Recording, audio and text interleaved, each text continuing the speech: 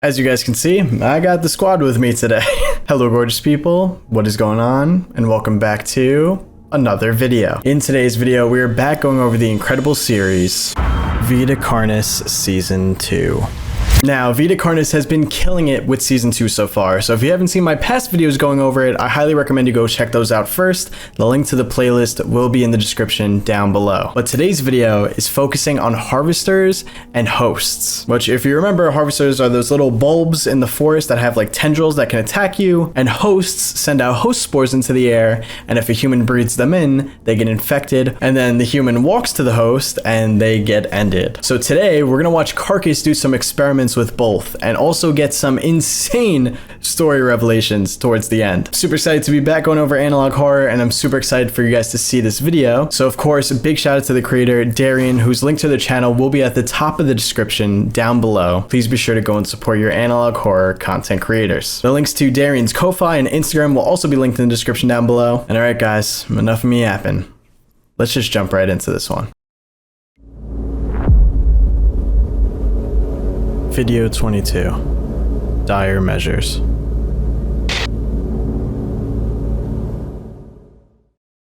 Alright, here we go. Warning, this video talks about and shows imagery of graphic content like flashing lights, gore, violence, death. Viewer discretion is advised. You have been warned. 1995, July 3rd. I don't know how much time I have. I think they are beginning to realize what I'm doing. I've sent over one last package containing anything I thought looked important. If I don't contact you again, assume the worst. I know how hard it is to read fast. I know how hard it is to combat this alone again, but I don't think we have a choice. You figured it out before. You could do it again before it's too late. Good luck to you.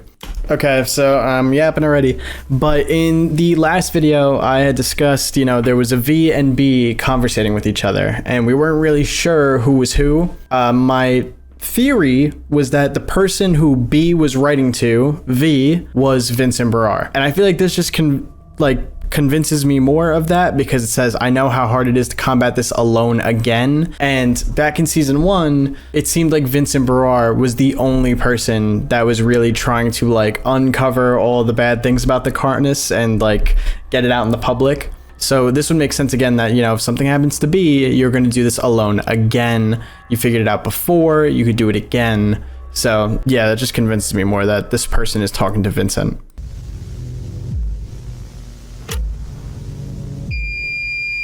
C.A.R.C.A.S. Classified. Ooh. Okay. Don't worry guys, you got permission. I'm giving you permission.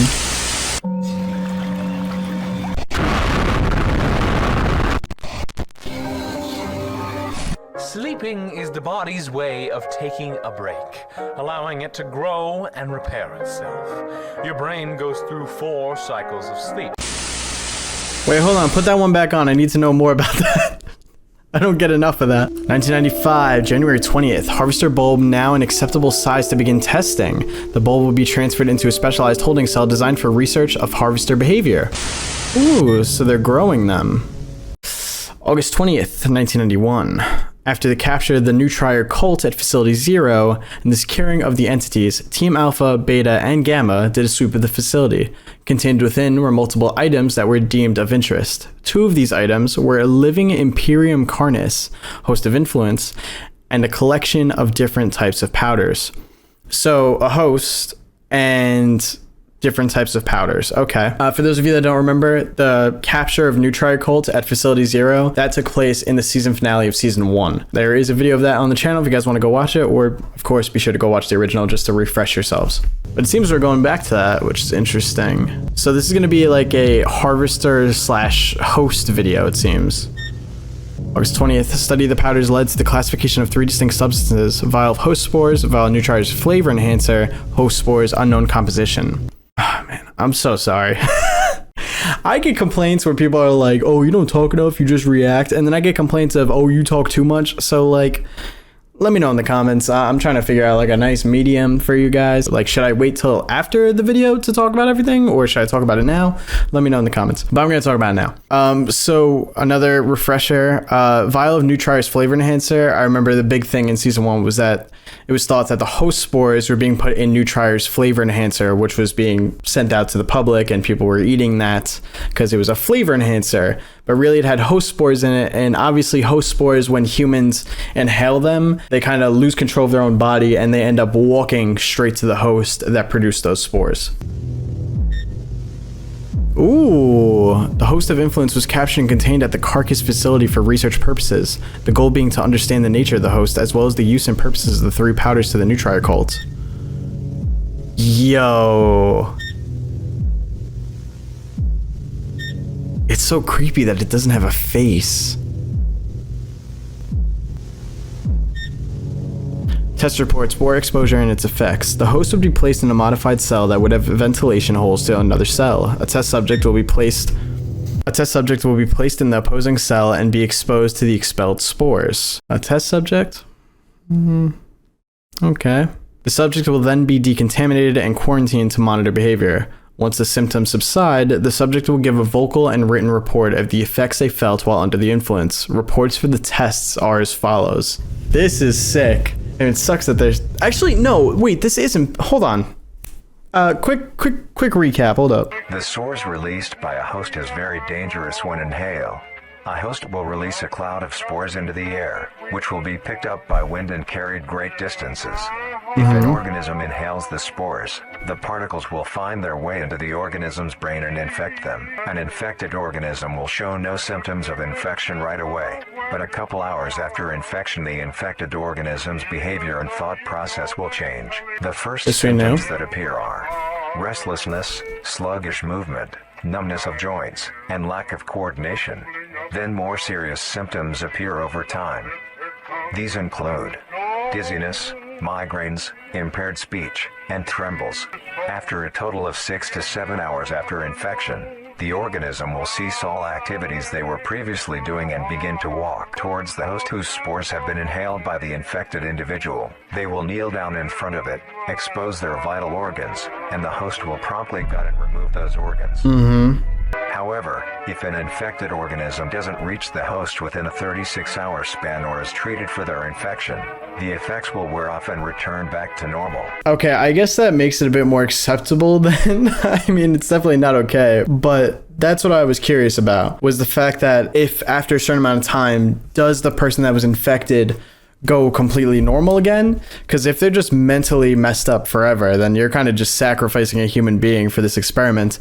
But the fact that after 36 hours, if they don't make contact with the host, then they should be good.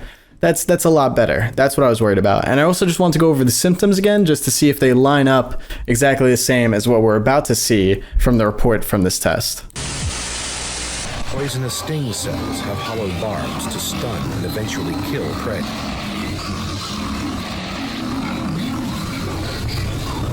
In the first stage, your body begins to relax and your brain activity begins to slow.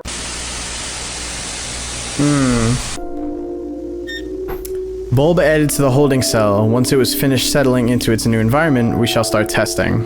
Alright, so we're looking at both tests, the spore and the harvester. Bulb has reached maturity and is now ready for the next stage of testing. Tester report, harvester venom extraction. Now that the harvester is large enough, it is possible to sustainably extract the venom from the tendrils. Obtaining the venom in a safe manner will prove to be difficult given the risk of lethal injection. One method that could be used to obtain venom would be to lower a silicone sponge that can be pierced and absorb the injected venom while placing onto harvester grounds. When placed onto harvester grounds. Okay, so they're trying to study the venom of it. Gotcha. During the first test for harvester tendril sensitivity, where we lowered a dummy onto harvester grounds, the bulb displayed its efficiency in trapping prey. Damn!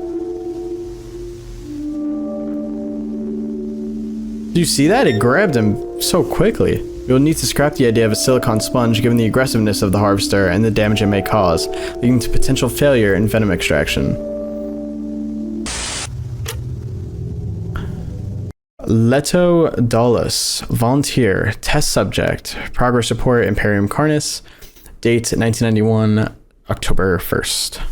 Okay, so this is the test subject for the host spores, I'm guessing. Exposure 1. Subject exposed to the spores. Mild irritation displayed when inhaling. The host seems agitated by the presence of the subject, attempting to attack them when given the chance, damaging the barrier. Subject removed from the cell promptly for decontamination. Damn. So he was only exposed for a little bit and the host was aggressive. Subject quarantined for 36 hours until symptoms subside. The subject under influence waits at the door in a mindless state. Subject's symptoms have eased and is now ready for reports. Oh damn, so okay. We're just at the end of the report already. I feel tired and I have aches in my legs and arms. I'm also quite nauseous. Not dizzy, but foggy, if that makes sense. I don't feel too bad overall. The worst I feel is very hungry and thirsty. Written report. Alright, let's see. My vision was darkened and blurred, like wearing glasses of the wrong prescription. Sounds were muffled. I felt a heaviness in my mind, and took extra effort just to do the actions I thought of. Then I was filled with a blind need to leave my room. I couldn't explain why. Like forgetting why you walked into a room, but instead, it's forgetting why you were leaving one. My ears rang the entire time. Yeah, it doesn't sound fun. That sounds pretty horrible.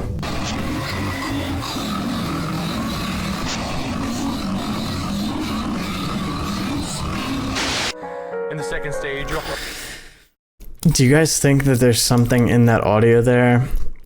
Like I could put it in reverse or something? There's been a lot of different audio things this season as far as like reversing them or slowing them down or speeding them up. So that sounded like there was definitely something to it. So maybe we'll go back to that. June 23rd. Given no safe options at the time, we resulted in sedating the harvester and manually siphoning out the venom. Venom extraction this way is proven effective. Okay, that's smart. Nice way of doing it without getting attacked. Damn. So that's the, those are, oh, come on, I just paused. Those are like the tendrils? I believe that's the right word, right?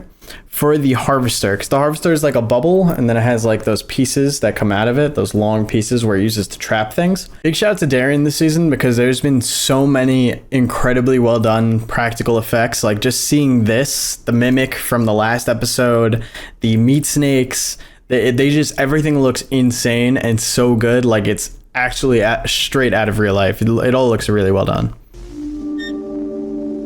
June 23rd, we managed to extract 2 milliliters of each venom from a total of 5 spines each. The paralysis venom left is more abundant in each spine than the anticoagulation venom right. Okay, and back to the host test. Exposure 2. Subject again experiences agitation. The host still displays aggression, but appears less irritated. Why are they doing this again? Like, why are they double exposing someone?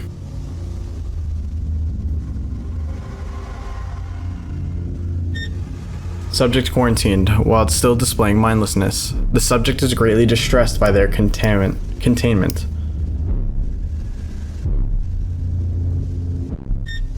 While initially concerning, the symptoms again eased. But he was a little more aggressive at the start this time. I'm much more, I'm exhausted now.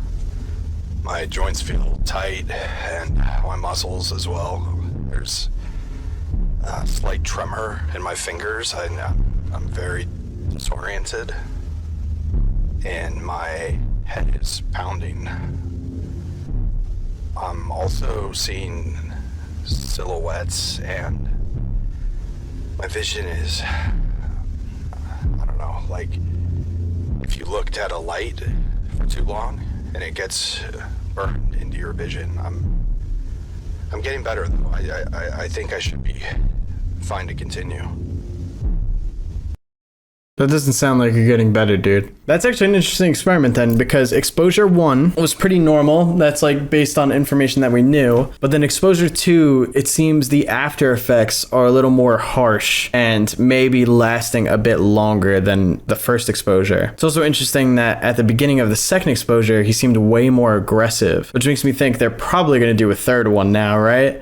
So how aggressive is he going to get? And is there going to be a point where the effects just don't subside? Like where maybe instead of 36 hours, it'll take longer for the effects to go away? Or maybe the effects just won't go away at all? I guess we'll see. Written report. Okay. My eyes hurt. Everything was out of focus. It was dark. I saw flashes of light just out of sight. The ringing was so loud. I thought I heard whispers. I couldn't tell. The ringing drowned out most noise. I can't remember anything I did after being locked up again. Just trying to get out. I needed to get out. So the want to join the host or get to the host was a little increased this time, I guess.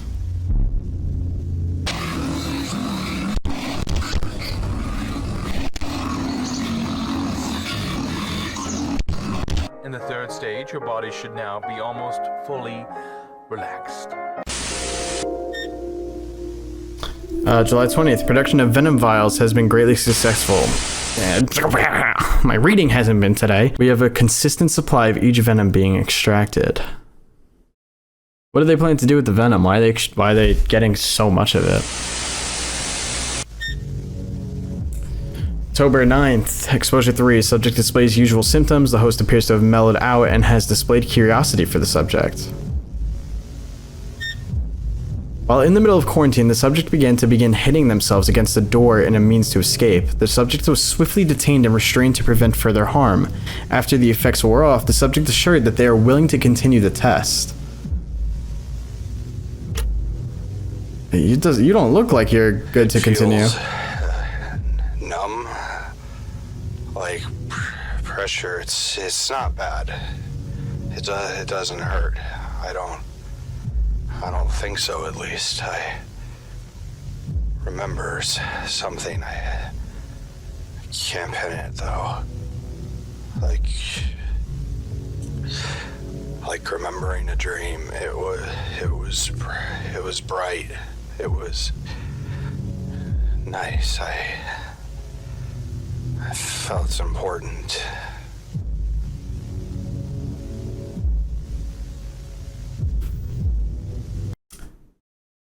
I feel really bad, dude. I understand that maybe this research will actually be effective, just knowing what would happen if someone got exposed constantly to the spores, but doing it on such a consistent basis where it's like, all right, he's exposed 3 days, he gets over it, exposed again. Like, this has been just going on back to back to back. I mean, I think it started on October 1st and now it's October 10th and he just finished his 3rd exposure. Are they going to go for a 4th now? Because I feel like this guy is eventually just going to be like brain dead at some point and just not even be able to function. I do think it's interesting though that the host is getting more mellowed out the more times that this person's exposed. And I almost think that's because the host might be getting more confident that the more he infects this person, eventually they're just going to stay infected and the feelings are not going to subside. So they're kind of okay with what's happening. Written report.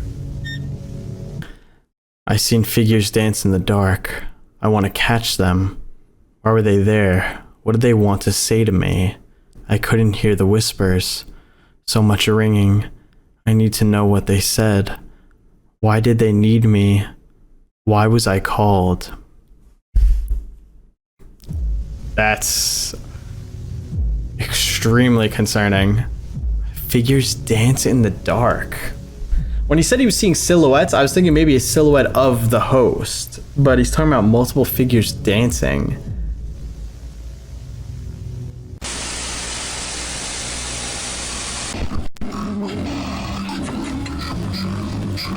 Meat.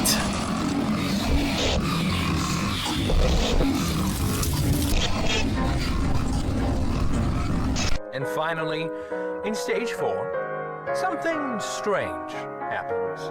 Brain activity begins to pick up again, and your eyes begin to rapidly move.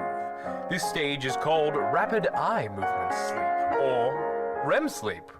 REM sleep is believed to be your brain working on cognitive function, learning, and memory. This stage also has the most likely chance you will dream.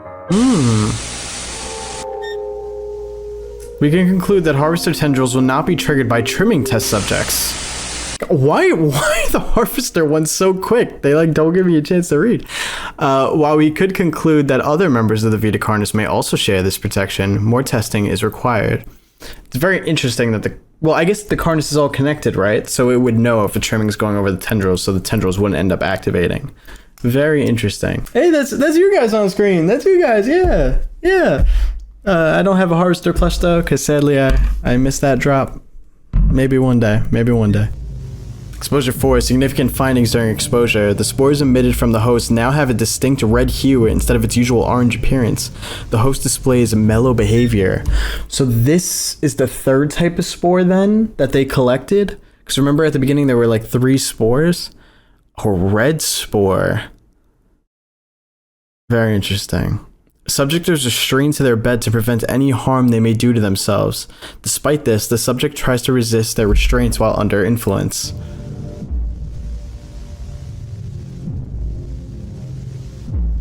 What are the red spores going to do differently then?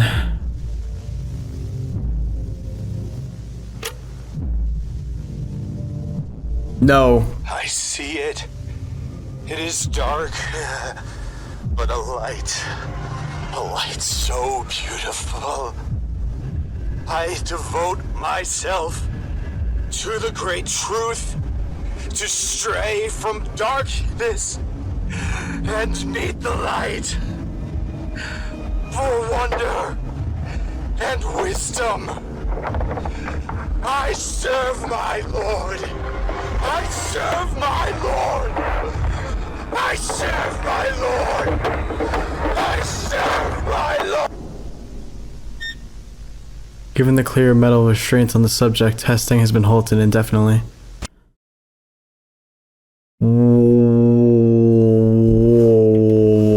What? I see the light, avoiding darkness. I see. Did he say I see my Lord? I serve my Lord. I serve my Lord. Is this like brainwashing by the host? Is the Lord his host? I mean, clearly, this is now after the time period. This is on the 15th of October now. And he's acting like this. So again, it did end up doing like permanent damage to him, I guess. I mean, just look at him. I mean, oh my God. Can we just get, like, what was he at the start again? This is what bro looked like at the start. So yeah, not good. But what are dreams?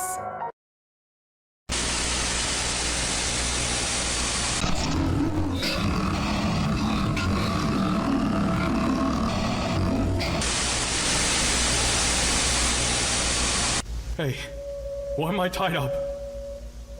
What's going on? Hey! Sit still, Bruce. It's all right. Dr. Trados, why am I here?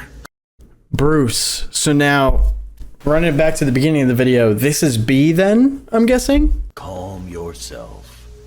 We're just going to ask a few questions. The restraints are just a precaution. What? Relax. Okay. So, Bruce Phoenix, you are the manager in our files department, is that correct? Yes. What would you say you do? I, organize documents, process reports, tapes, files, mainly with our experimentation unit. I see. The reason I ask is because I believe there have been some issues recently with your department. Have you noticed anything? No. I don't think so. Really? Nothing at all? No. It seems to be in order to me. Why? Well, I ask because we had a look through our documentation and noticed some inconsistencies. Like what, sir? We noticed that there has been some tampering with some particular documents. classified documents. Nothing too big, but it seems someone's been covering some things up. Well, you are the head of that department, so we thought you would know something. Are you sure you don't know anything? I'm sure. I'm sure too. You know, loyalty is an important part of how we work here. We handle some important things, classified things we don't want getting into the wrong hands. So when we find out that someone has been smuggling documents behind our back, that is awfully concerning. Especially when that person, I don't know, is lying right to my face. I'm not lying, sir! Stop! Especially when we have them on video. Which leads me to ask, why are you taking tapes out? I can explain! I was just... Stop! I don't need to know what you were doing with them, but I do need to know one thing. Who are you sending them to? No one! Who are you sending them to? Please, sir, listen! I was just organizing them and I had to move them! Who are you in contact with? So please! I'm not lying! We are past that, Bruce. Why do you think this was acceptable? What you were doing threatens national security. You are actively threatening the progress of the human species. No! I'm trying to save the human species. What we are doing here is wrong! It's those things! They have brainwashed you! They are messing with your judgment. Safety protocols, basic upkeep, reckless experiments. This isn't progress! This is madness! You are becoming like those monsters who worship them! Please, Marshal. We need to stop.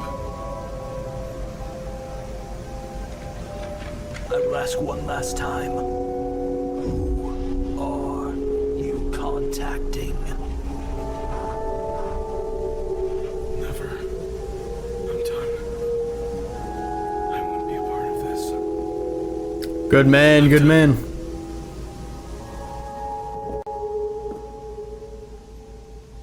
Cut the cameras.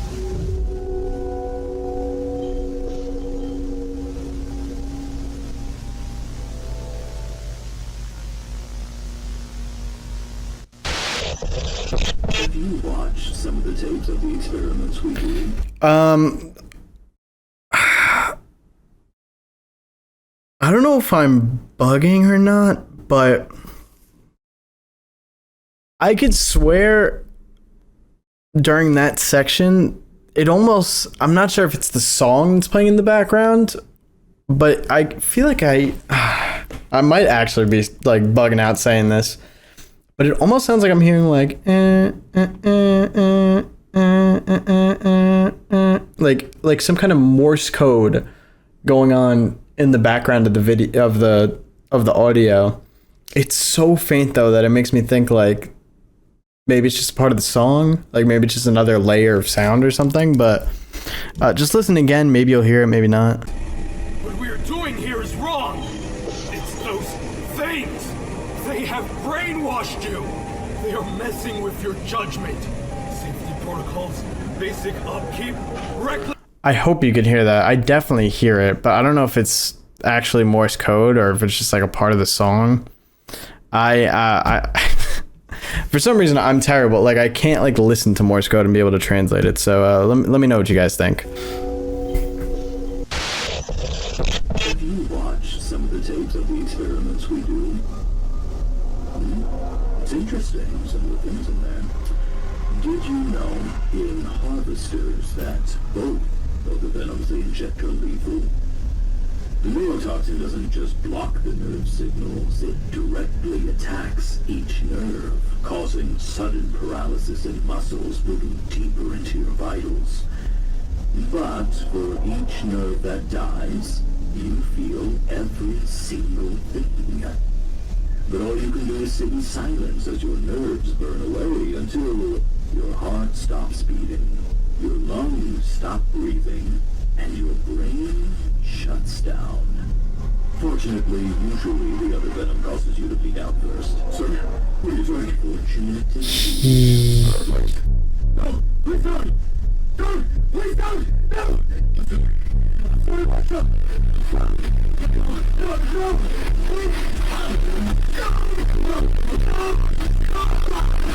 Whoa, whoa, whoa, whoa.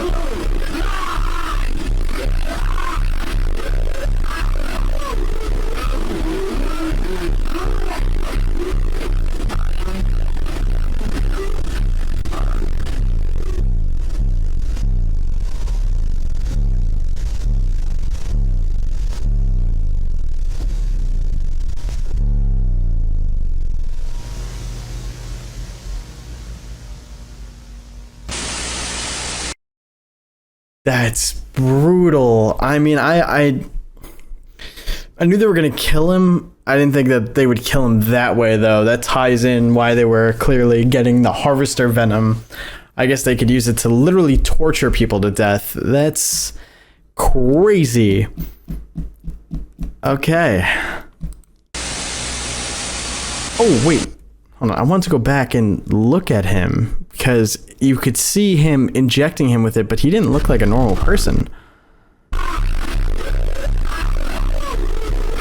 Here's before this.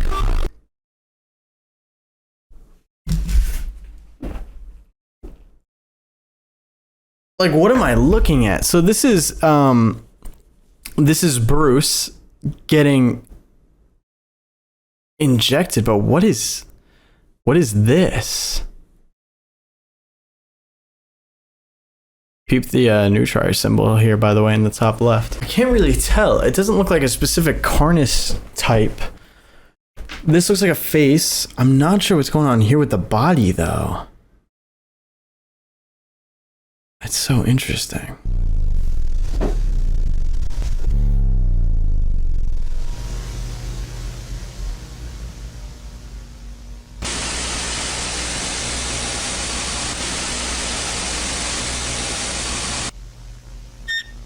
Written report.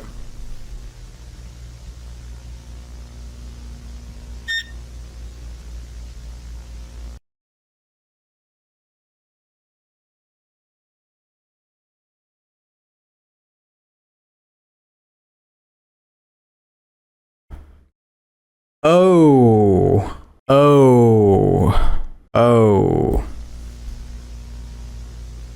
Okay, we'll explain that in a second.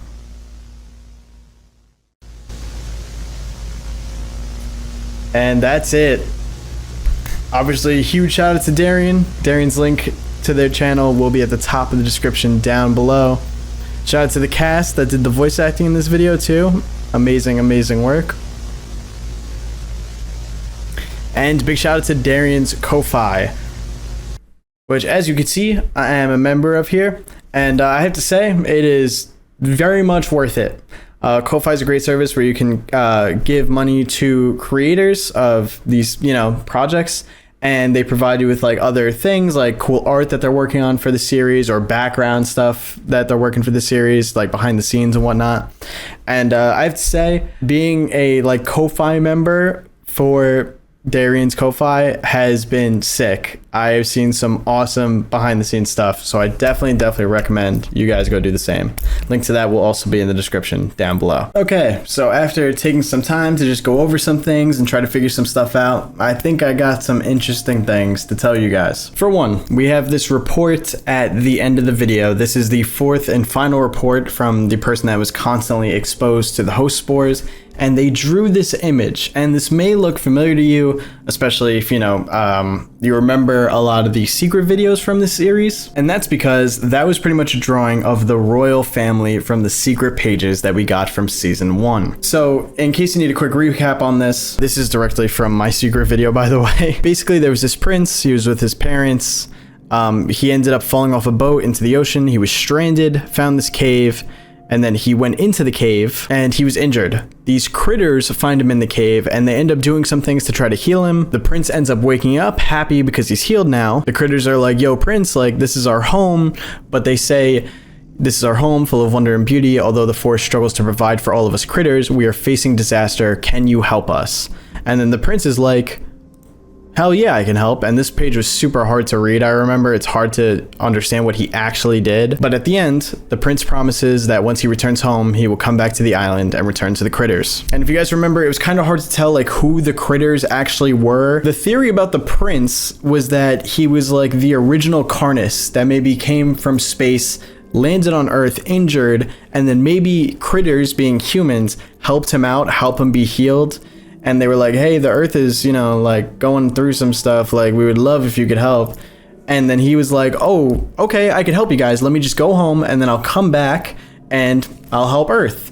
Which would make sense why the Carnis maybe appears. Maybe the prince, I once thought the prince was in the singularity, you know, came to Earth, got injured. Humans may have helped at some point during history. He leaves, comes back, and spreads the Carnis on Earth as a way to help Earth. And obviously, it's not helping the way that we thought it would. That's the theory, at least. But it also could make sense for what the person being exposed to the spores said. Let's just listen to it again. Oh, beautiful. I devote myself to the great truth, to stray from darkness and meet the light, for wonder and wisdom. I serve my Lord. I serve my Lord. My thought process here could be that maybe the fact that this person drew the royal family and saying like, I'll serve my lord. Maybe the lord is the prince or the king in that drawing. But I think the point is that maybe the prince's objective was to leave and be like, you know, I'll come back to Earth and help out Earth by spreading this, by spreading maybe whatever belief system that they have to humans and to the Earth itself, by spreading the Carnis as well. And maybe this person is one of the first people to fully experience what the intention is on humans being manipulated by the Carnis. Maybe eventually all humans affected by the Carnis will have this belief system, or maybe they have it already. It's a bit hard to tell because we haven't really gotten much that I believe in this series about like, you know, a lord or like believing in something else, like a religion other than I guess the cult.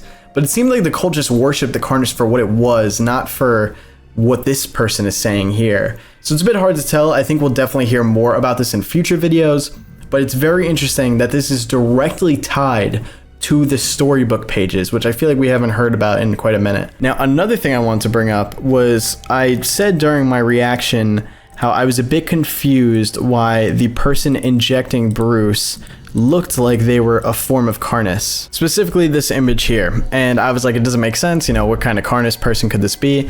But after thinking about it further, you guys may remember my takeaway from another one of the secret videos was that the cult leader, Simon, looked like he was almost becoming a part of the Carnis after worshiping it for so long. And it seemed that that was a bit unexplained, like we didn't know too much about that. But if C.A.R.C.A.S is also being manipulated by the Carnis, the same thing could be happening to their higher-ups as well. Maybe they're also turning into their own Carnis form in a way, and that silhouette that we saw is an example of that. Even Bruce said the Carnis is manipulating you guys, it's getting into your heads, and it seems like he's right for sure. Seeing that this guy may have transformed into some kind of Carnis being while torturing Bruce is just proof of that. So something I realized while editing this was that this host was from where the cult was at Facility Zero, and it was found with the new C.A.R.C.A.S flavor enhancer.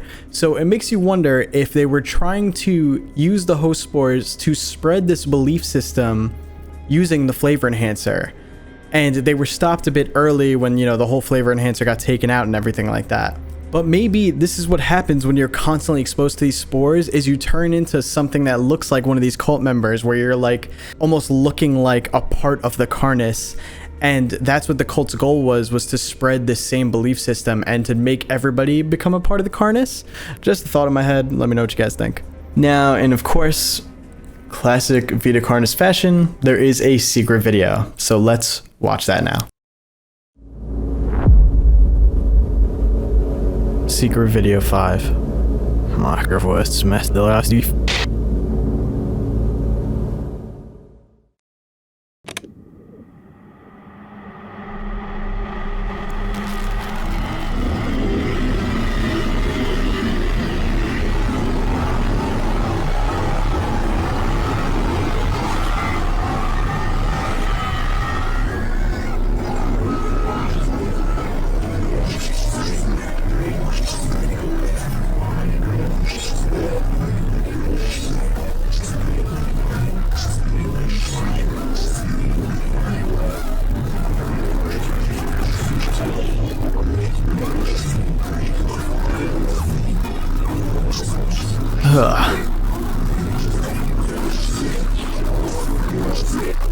Okay, that was definitely some reversed audio. So let's download that video and put it into the editor and see what's going on.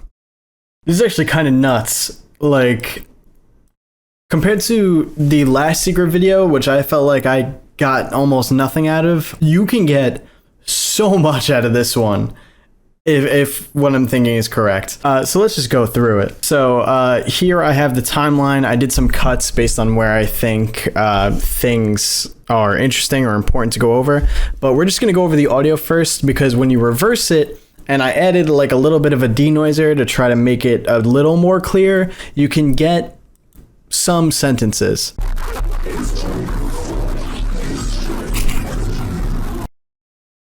It's all your fault. They suffered because of you. It was your responsibility. And that's pretty much the best I can get. The rest of it, I can get a few words in here and there, but I can't get all of it. So I'll try to tell you guys what I think it is, and then you guys can let me know in the comments if you guys hear anything.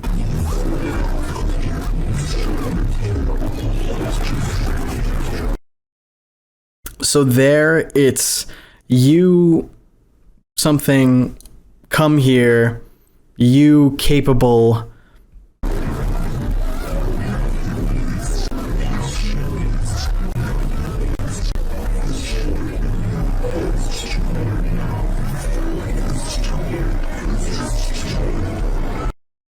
And then at one point I hear the word children, and then at the end before it's too late. The rest though, I just cannot get. If this is correct in what I'm thinking this reveals a lot about past videos and things like that. So remember, the video that we just watched was about hosts and harvesters. If you remember, in the second half of season 1, there was a harvester video about a family where 2 of the family members were killed by a harvester. It is one of the darkest videos of this series, I would say, because you hear the screams, and the screams sound really well done, I guess you could say. We're not gonna watch too much of this video right now, but I just wanted to show the picture of the family. So we have a family of 4, a husband, a wife, and 2 kids. And throughout the video, when the harvester attacks them, the family dwindles down. So you can see this person's face, this kid's face gets messed up.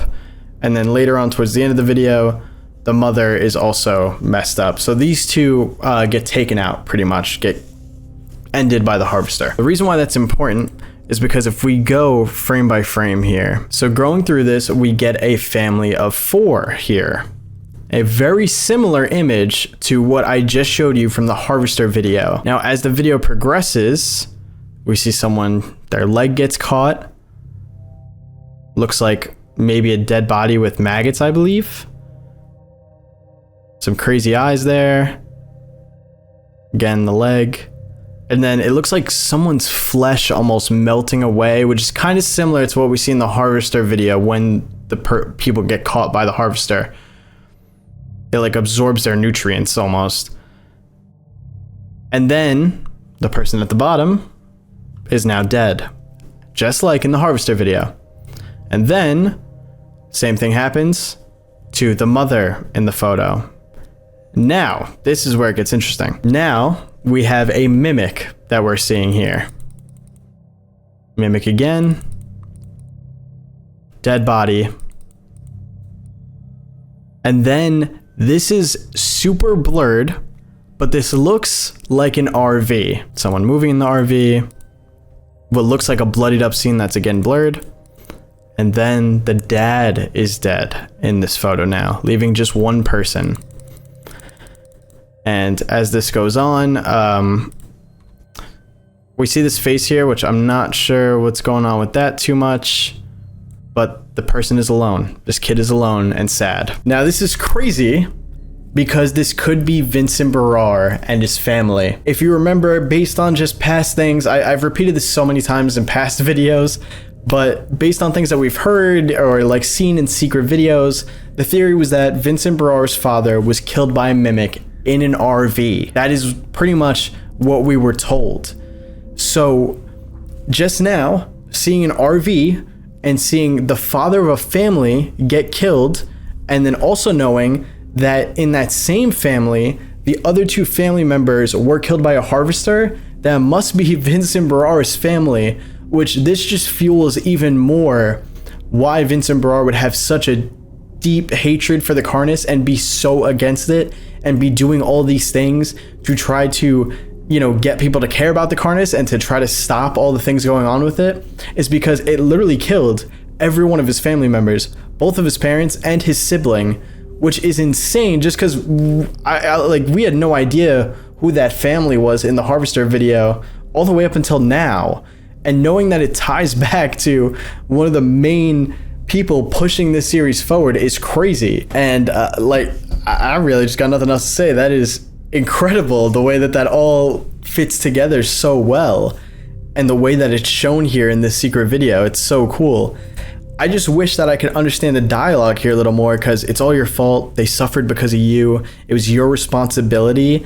That I don't really understand if that's aimed at Vincent Barrar, why it would be being said to him, because I don't think it's all his fault. He seems like he was younger when this happened, so it can't be his fault that his parents and his sibling died due to the Carnis. Maybe this is just what he tells himself in his head, you know, that I guess maybe there was a way he could have saved them, so now that's why he's doing everything that he can, is to kind of get revenge for them. But there is a lot more dialogue here. I just played it out for you guys, and obviously the links to both videos will be in the description down below if you want to check them out for yourselves. But I highly recommend maybe going in, trying to listen to it in reverse, and seeing if you can pick up exactly what was being said here, because the beginning is very easy to hear, and then as like other audio comes in, it gets a lot harder. But I think that's pretty much it. I think that's all I got for you guys today. Obviously incredible, another amazing entry. Again, I love the layout of the series, how every episode kind of focuses on a different creature or a different aspect of the story, and that's how we go through the seasons. Like season 1, there was like one video per each type of the Carnis, and then we got another video per each type of the Carnis in the second half of that season. So I love that this one is going over hosts and harvesters, and I wonder what we're going to go over next now, because we've gone over singularities, trimmings, mimics, harvesters, hosts. Is there anything else? Oh, I think that's pretty much it. So I wonder if we're approaching the season 2 finale already, which would be so sad because I really don't want another long break in between seasons. But either way, Darian is doing an absolutely incredible job with this series, and obviously big shout out to the voice actors too. As always, please be sure to go and support the original creator of the series, Darian, whose link to their channel will be at the top of the description down below. Please be sure to go and support your analog horror content creators. The link to Darian's Ko-Fi and Instagram will also be at the top of the description down below. Please be sure to go support him there as well. And also a personal thank you to Darian. Darian actually congratulated me for hitting 1 million subscribers, which is insane to get that congratulations from you, because you're pretty much, your series Vita Carnis is one of the reasons why my channel is where it is today. So thank you, Darian, for that. And alright guys, I hope you really enjoyed this video and the first analog horror video back on the channel. As always, if you guys did enjoy it, please don't forget to drop a like on it. And if you're new here, please don't forget to subscribe. We're trying to hit 1.5 million subscribers. And alright guys, hope you guys have a great rest of your week, and I'll see you in the next one. Peace.